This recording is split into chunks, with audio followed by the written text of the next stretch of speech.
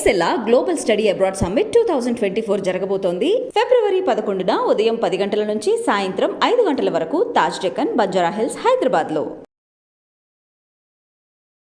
నమస్కారం, welcome to I dream. నేను విజిత. ప్రస్తుతం మనతో పాటు ఉన్నారు ప్రముఖ జ్యోతిష్య వాస్తు శ్రీ భారతీ శంకరాపీఠం వ్యవస్థాపకులు, వేదస్మార్త జ్యోతిష్య ఆగమ ధర్మశాస్త్ర ప్రతిష్టాంత పండితావర్యులు బ్రహ్మశ్రీ అన్నవరపు తిరుపతి మూర్తి అవధాని గారు మనతో పాటు ఉన్నారు. ఇప్పుడు వారితో మాట్లాడి మరిన్ని విషయాలు తెలుసుకుందాం. నమస్కారం గురుగారు. ఓం శ్రీ మహాగణాధిపతయే నమః. గురువుగారు, మానవుల యొక్క మనుగడ ప్రశాంతంగా సాగాలంటే భగవంతుడి అనుగ్రహం అనేది ఖచ్చితంగా ఉండాలి అంటుంటారు కదా గురుగారు. అయితే మనకు ఆ భాగంలో చూసుకుంటే మహాశివరాత్రి మార్చి 8వ తారీఖు రాబోతుంది గురుగారు. ఈ మహాశివరాత్రిని మనం ఏ రకంగా ఉపయోగించుకోవచ్చు అంటారు గురుగారు?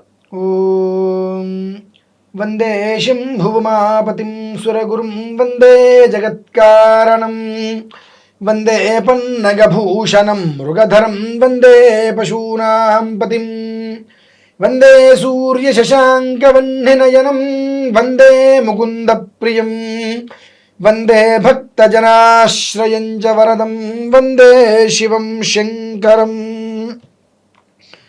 ఓం నమః శివాయ.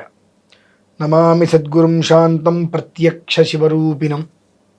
మహాశివరాత్రి, రమ్యకరాత్రి, యోగరాత్రి, మహాశివరాత్రి అంటారమ్మ. ఎందుకంటే 29 పుష్కరముల అనంతరం అనగా 349 సంవత్సరముల తర్వాత అదే వారముతో అదే నక్షత్రముల 2 నక్షత్రాల కలయికతో వచ్చిందండి అద్భుతమైన శివరాత్రి. చాలా యోగం కూడా అది. మామూలుగా శివరాత్రి అంటే మన పెద్దవాళ్ళందరూ కూడా జన్మకో శివరాత్రి అంటూ ఉంటారు. అవును గురుగారు. జన్మకో శివరాత్రి అంటే నాకు తెలియక చిన్నప్పుడు ప్రతి సంవత్సరం శివరాత్రి వస్తుంది కదా, జన్మకో శివరాత్రి అంటే ఏంటి అని అనుకునేవాడిని. వీటిని అంటారండి జన్మకో శివరాత్రి, జన్మల శివరాత్రి. అంటే నాకు తెలిసి ఒక 6 తరాల క్రితం వారు చూసుంటారు, 6-7 తరాల క్రితం వారు ఇటువంటి శివరాత్రిని చూసుంటారు. మన తర్వాత మళ్ళీ ఒక 6-7 తరాల వరకు కూడా ఇలాంటి శివరాత్రిని చూసేటువంటి అవకాశం ఏమాత్రం కూడా లేదు. అంత గొప్పది. ఈ జన్మలో మనం చేసుకున్నటువంటి గొప్ప యోగము ఏమిటంటే 349 సంవత్సరాల తర్వాత అదే ఒక్క యోగంతో ఏదైతే శివరాత్రి వస్తుందో ఆ శివరాత్రిని ఈ కళ్ళతో మనం చూడటమే యోగం. ఇది కూడా ఎంత అంటే ఈశ్వరుడు దయామయుడు అంటారు. ఈశ్వర శంకర అంటూ చెంబు నీళ్ళు పోస్తే ఆయన ఆనందపడతాడు అంటారు.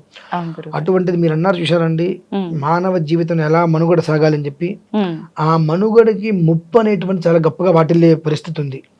దాని నుంచి అందరూ బయటపడాలి అని అంటే ఏం చెయ్యాలి అని ప్రతి ఒక్క మనిషి ఆలోచిస్తూ ఉంటాడు. కాబట్టి ఈశ్వరారాధన శివరాత్రికి చెయ్యనరా అని చెప్పి బహుశా ఏనాడో దీన్ని రాసిపెట్టి ఉంటాడు. ఎందువల్లంటే మనకు రేపు యుగాది వస్తుంది ఖచ్చితంగా శివరాత్రి తర్వాత నెలకి. ఉగాదికి కుజుడు రాజు అవుతున్నాడు. ఈ రాజు కుజుడు అవటం వల్ల ఏం జరుగుతుంది అంటే అతను రక్తకారకుడు, రోగకారకుడు, రుణకారకుడు. ఇది ఉంది ఇది లేదు అనేటువంటి అన్ని రకాల సమస్యలు ఉత్పన్నమవుతాయి. కుజుడికి తోడు శని తోడయ్యాడు. ఈ ఇద్దరు తోడవటం వల్ల ఏంటంటే అండి సంగ్రామాలు చాలా జరుగుతుంటాయి. దానికి తోడు స్వతహాగా కూడా అంటే వాగర్ధ వివ సంపృక్తౌ వాగర్ధ ప్రతిపత్తయే జగత పితరౌ వందే పార్వతీ పరమేశ్వరు. జగత్తు మొత్తానికి కూడా తల్లిదండ్రి పార్వతీ పరమేశ్వరుడు. వారి యొక్క సంతానమే మనమంతా. మనం ఎవ్వరము కష్టపడకూడదు అని మీరు గమనించినట్లయితే గత 3 రోజుల నుంచి చూడండి, ఎండ విపరీతమైనటువంటి ధోరణిలో ఉంది. మామూలుగా శివరాత్రి అయ్యే వరకు కూడా మనకి ఎండ తగలదు. ఎప్పుడు శివ అంటూ చలి వెళ్ళిపోయిన తర్వాత నుంచి మనకు ఎండ వస్తుంటుంది మినహాయిస్తే శివరాత్రి వరకు కూడా ఆ ఎండ మనం చూడం. మొన్న చూడండి వేడిగాలులు కూడా అంటే ఒక మండు వేసవి ఎలా అయితే ఉంటుందో ఆ రకంగా మనం చూసాం. ఈ రావటం వల్ల ఏంటంటే తర్వాత కాలమునందు ప్రకృతి యొక్క ప్రకోపానికి మనం గురి కావాల్సి వస్తుంది. ఇటువంటివన్నీ వస్తాయి కాబట్టి ఈశ్వరుడు ముందుగానే ఒక్కొక్కదానికి ఒక్కొక్క ప్రేరేపణ చేస్తూ ఇన్ని సంవత్సరాల తర్వాత ఏం జరుగుతుంది, అనర్థం దీనికి జరుగుతుంది, ఈ అనర్థం జరగకుండా ఉండాలంటే అక్కడ ఏం చేయాలి, ఈశ్వరారాధన. దీనికి ఈ యొక్క శివరాత్రి చాలా విశేషమైందమ్మా. అది దృష్టిలో ఉంచుకొని కూడా అంటే ఈశ్వరుడికి అభిషేకం చేస్తే లయకారకుడు అంటారు కదండి, మరి ఈశ్వరుడికి అభిషేకం చేయటం ఏంటని కూడా కొన్ని సందేహాలు వస్తాయి. అమ్మవారు యుద్ధం చేసి రాక్షస వధ చేసేసిన తర్వాత ఆ ఆవేశం మీద అమ్మవారు వస్తుండగా ఎక్కడ అడుగు వేస్తే అక్కడ భూమత్తం కూడా బద్దలైపోతూ ఉంటుంది ఆ ఆవేశం మీద. బ్రహ్మాది దేవతలందరూ కూడా ఈశ్వరుని స్తుతిస్తారు. నాయన శంకర ఏంటయ్యా ఏంటి పరిస్థితి అంటే, శంకరుడు వెళ్ళి అక్కడ కింద పడుకుంటాడమ్మా.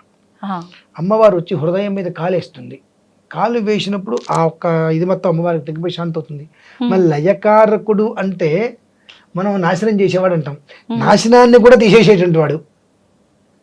లయం అంటే మనం ఏం చేస్తాం, మొత్తం భస్మం చేస్తాడంటాం, భస్మం అయ్యేటువంటి దాన్ని కూడా బాగు చేసేటువంటి వాడు లయకారకుడు అంటే. అది మనకు తెలుసుకోవడం అనేటువంటిది ఈ జన్మ కష్టం ఎవరికి. అటువంటి ఈశ్వరుడికి సంబంధించి ఎన్నో రకాలవి తీసుకొని కొన్ని విధానాలు నడుస్తున్నాయి. ఆ శివరాత్రి సమయంలో ఈశ్వరారాధన అనేటువంటిది చాలా బహు ప్రాముఖ్యత. అందులోనూ ఈ 349 సంవత్సరాల తర్వాత వచ్చేటువంటి ఈశ్వరారాధనలు మేము ప్రత్యేకంగా 72 గంటల సేపు చేస్తున్నామమ్మా. న భూత అంటే జరిగినటువంటి కాలంలో ఇప్పటివరకు కూడా 72 గంటల సేపు ఏకధాటిగా ఒక నిమిషం కూడా మధ్యలో ఆపకుండా జరగటం అనే రుద్రపారాయణ రుద్రాభిషేకం జరగటం అనేటువంటిది జరిగినటువంటి ఇన్ని వేల సంవత్సరాలలో 72 గంటల పాటు ఎక్కడా కూడా చూడలేదు, జరగలేదు, వినలేదు. మీరు గూగుల్లో కూడా సెర్చ్ చేయండి, ఎక్కడా లేదు. ఇప్పుడు మనం చేసిన తర్వాత గూగుల్లోకి వెళ్ళాలి అది. అంతే.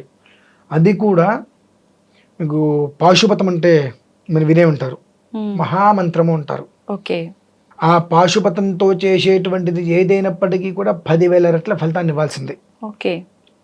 ఆ పాశుపతం అనేటువంటిది రుద్ర పాశుపతం, రుద్రాన్ని రుద్రంతో అంటే ఓం నమో భగవతే రుద్రాయ, ఓం భూర్భువస్వ, ఓం నమస్తే రుద్రమన్యవ ఉతోత ఇషవే నమః, నమస్తే అస్తు ధన్వనే బాహుభ్యాముదతే నమః, యాత ఇషు శివతమా శివం బభూవతే ధను శివాశరవ్యాయాతవతయా నో రుద్రమృడయా, యాతే రుద్రశివా తనూరఘోరా పాపకాశిని తయానస్తను వాశంతమయా గిరిశంతాభిచాకశీ యామిషుంగిరిశంత హస్తే.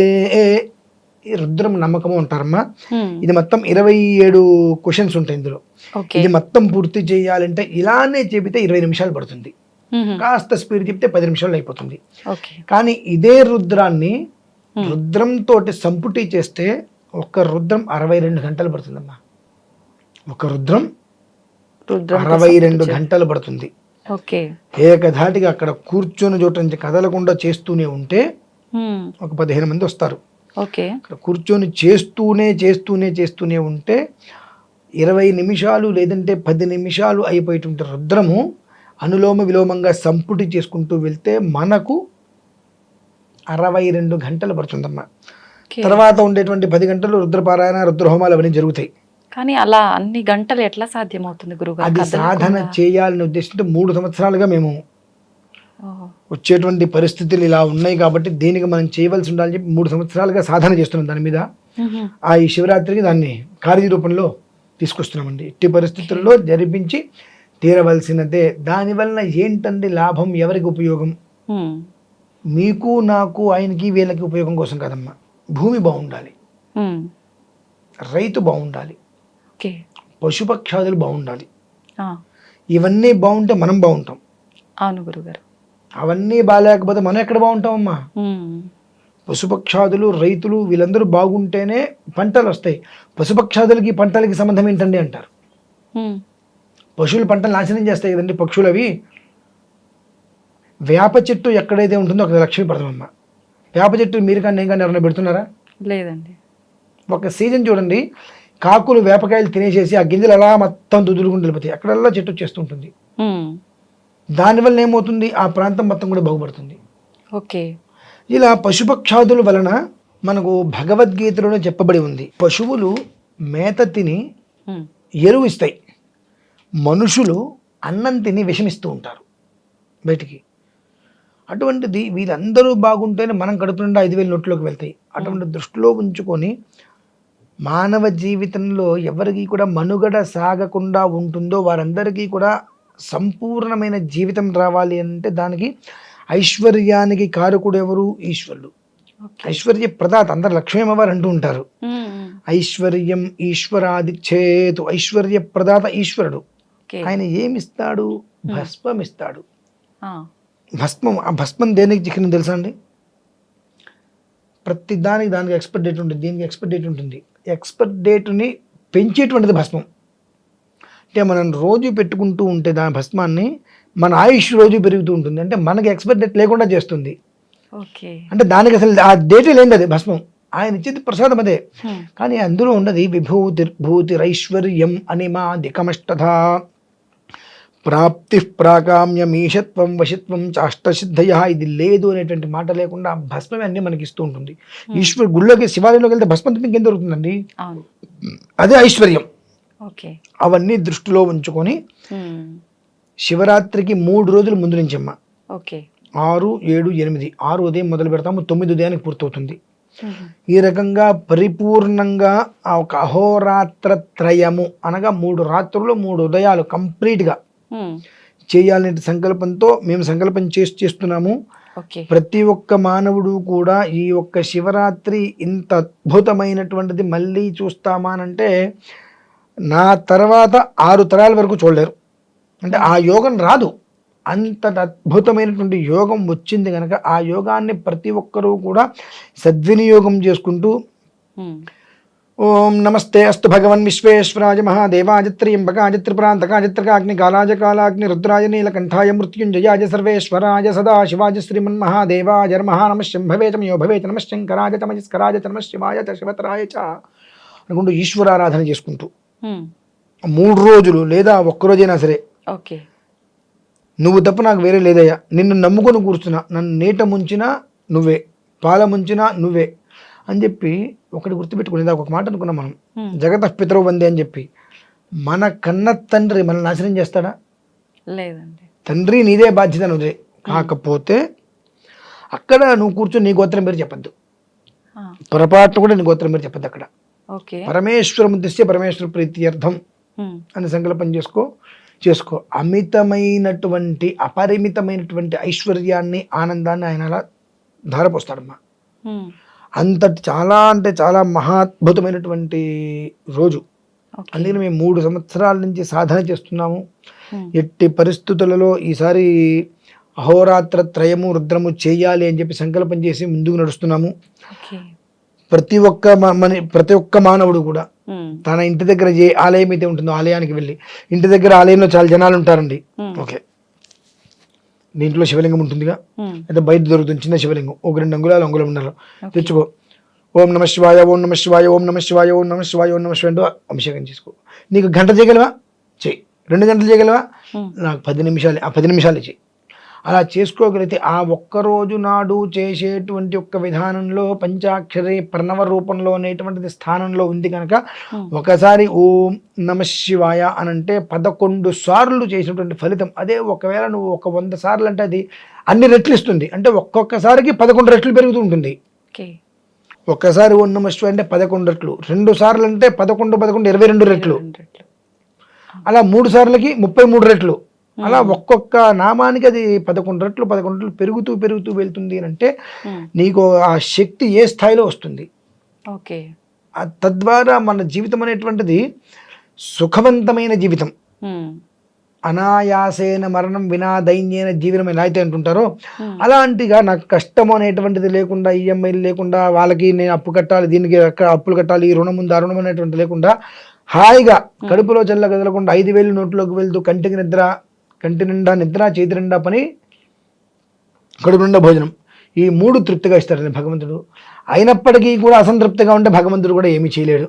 అంటే మానవుడికి ప్రధానమైన లక్షణం అసంతృప్తి. ఎంత ఉన్నా ఇంకా ఇంకోటి లేదని అసంతృప్తి. ఆ అసంతృప్తి ఉన్నంతకాలము కూడా ఎంత ఉన్నా ఉపయోగం ఉండదు. సంతృప్తి అనేటువంటిది పెట్టుకో. ₹1 కోటి సంపాదిస్తే ఇంకో 1 కోటి సంపాదించాలనుకుంటావు, అంత అన్నం తింటారు, ఇంకొంత అన్నం తింటావా? అమ్మో నా వల్ల కాదు అమ్మో అంటావు. అది ఎప్పుడైతే నువ్వు చాలు అన్నావో అలానే జీవితంలో తృప్తి అనేటువంటి తెచ్చుకోగలిగితే భగవంతుడు సర్వకాల సర్వావస్థలందు నీ అందే ఉంటాడు. అసంతృప్తితో ఉన్నప్పుడు నీ ఛాయలలో కూడా ఆయన ఉండడు, వెళ్ళిపోతాడు. ఎందుకు వచ్చింది తలనొప్పి? ఏం చేసినా ఇంకోటి ఏదో చేయలేదు, ఇవన్నీ చేసావు, అదెందుకు చేయలేదు? ఇవన్నీ చేసేందుకు సంతోషం లేదు, లేదు. అది చేయలేదని బాధ ఉంది కాబట్టి అది ఎందుకు చేయలేదంట. కాబట్టి భగవంతుడిలా కంచి వెళ్ళిపోతుంటారండి. కాబట్టి ఈ యొక్క శివరాత్రి యోగ శివరాత్రి రమ్యమైన శివరాత్రి. ఉన్నది ఒకడే శివుడేగా, ఉన్నది ఒకడే శివుడేగా, శివుడే శివుడే శివుడేగా, నాలో ఉన్నది శివుడేగా, నీలో ఉన్నది శివుడేగా, నాలో నీలో అందరిలో ఉన్నది ఒకడే శివుడేగా, ఉన్నది ఒకడే శివుడేగా. మనస్సులో ఆయన్ని స్మరించుకుంటూ ఆయన ఆరాధన చేసుకోండి. ఓకే. కన్న తండ్రి బిడ్డని ఏ రకంగా అయితే జాగ్రత్తగా తీసుకుంటాడో, అంతకన్నా చెప్పాలంటే గర్భవతిగా ఉన్నటువంటి స్త్రీ తన కడుపులో పెరిగేటువంటి బిడ్డ ఆరోగ్యాన్ని దృష్టిలో ఉంచుకుని ఎంత జాగ్రత్తగా ఉంటుందో ఆ రకంగా కాపాడుకుంటాడమ్మా ఈశ్వరుడు. అంత అద్భుతమైన రోజు ఇదైతే. అంటే ఇంత అద్భుతమైన శివరాత్రి గురించి మాకు చాలా గొప్పగా వివరించారు గురువు గారు. ధన్యవాదాలండి.